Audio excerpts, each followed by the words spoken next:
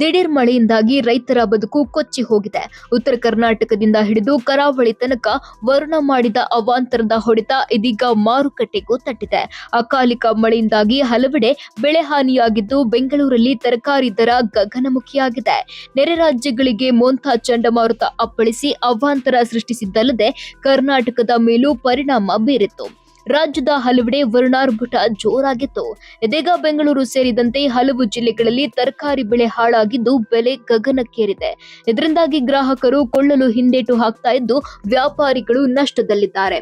ಅಕಾಲಿಕ ಮಳೆಗೂ ಮುಂಚೆ 120 ರೂಪಾಯಿ ಇದ್ದ ಹಸಿ ಬಟಾಣಿ ರೇಟ್ ಇದೀಗ 1 to ಡಬಲ್ ಆಗಿದೆ.